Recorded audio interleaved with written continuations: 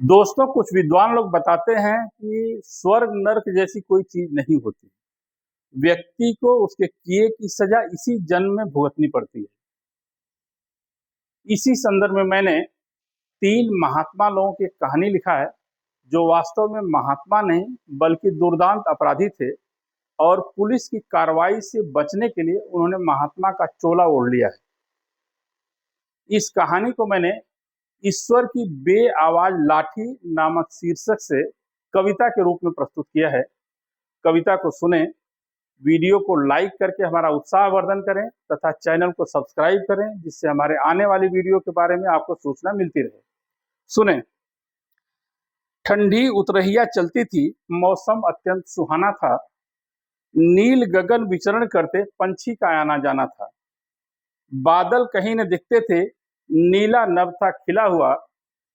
दूर क्षितिज में दिखता जैसे गगन धरा से मिला हुआ। पूर्व दिशा के क्षितिज कोर से एक महात्मा प्रकट हुए। वस्त्र रेशमी गेरुआ रंग का, धीरे धीरे कुछ निकट हुए। एक हाथ में पीत का मंडल, दूजे में छोटी लकुटी थी। रूप अत्यंत सलोना था, मनमोहक सी भ्रिकुटी थी। बाबा संग 2 और महात्मा श्वेत वस्त्र सुसज्जित थे।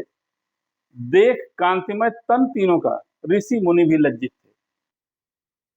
सुबह सुबह ऋषि दर्शन पाकर ग्रामवासी प्रसन्न हुए। बाबा ने बिस्तर बिछाकर धरती पर आसन्न हुए। आपस में विचार विमर्श कर बाबा से प्रार्थना किए। थोड़ा दिन यहाँ रुकने की ग्रामवासी याचना किए। प्रेम देख लोगों का बाबा ने आतिथ्य स्वीकार किया, मगर ग्राम्य बस्ती के अंदर रहने से इनकार किया। गांव बाहर पीपल तर नीचे आसन हम लगाएंगे।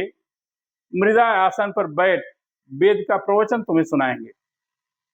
बाबा की बातें सुनकर सब लोग खुशी से झूम लिए। प्रभु ध्यान करने के लिए निज आंखें सबने मूंद लिए। पीपल तर नीचे चबूतरे पर कंबल डाल आसन्न हुए। देख गुरु का मुखमंडल, शिष्यगण अति प्रसन्न हुए। उम्र तो ज्यादा नहीं थी, पर शास्त्र ज्ञान था भरा हुआ। बाबा की सुन मीठी बातें लोगों का दिल भी हरा हुआ। बाबा ने प्रवचन शुरू किया। समा भक्ति का हो गया, बूढ़े बीमार में जोश जगा, संचार शक्ति का हो गया। बूढ़े अकड़ कर बैठ गए, बीमार कराह भी बंद किए। माहौल भक्तिमय हो गया, राम भजन जब छंद किए। एक एक कर बाबा ने सब सत्कर्मों की बात बताया।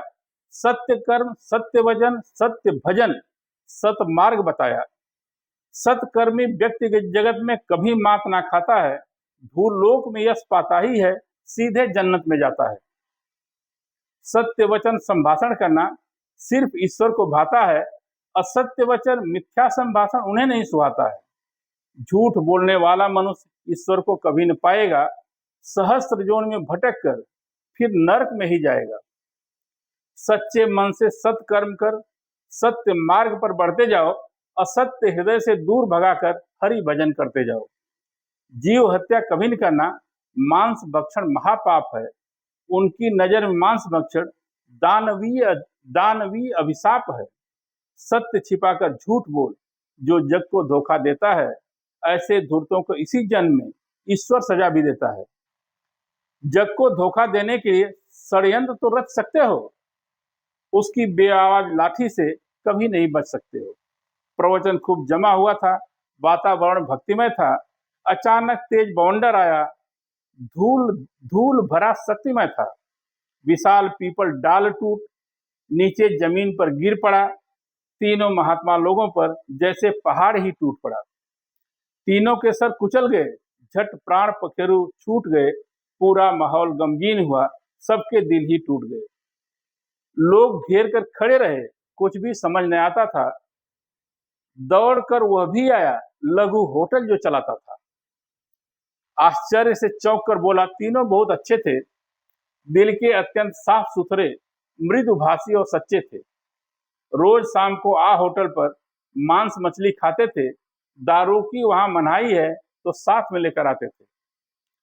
होटल वाले की बात सुन लोग गुस्से से लाल हुए।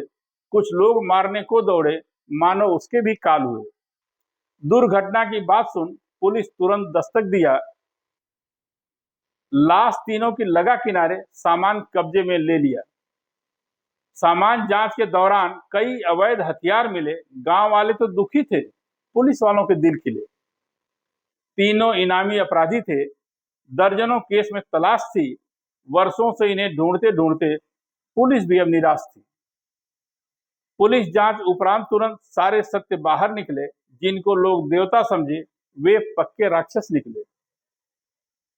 बात पुलिस की सुनकर गांव वाले तो जैसे दंग हुए। हृदय अति घृणा से भर गया, सबके चेहरे बेरंग हुए।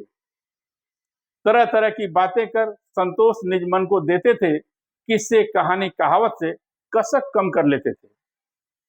तुम अपने छल कपट से दुनिया में भ्रम फैलाओगे। ईश्वर की बेआवाज लाठी से बचकर कहां जाओगे।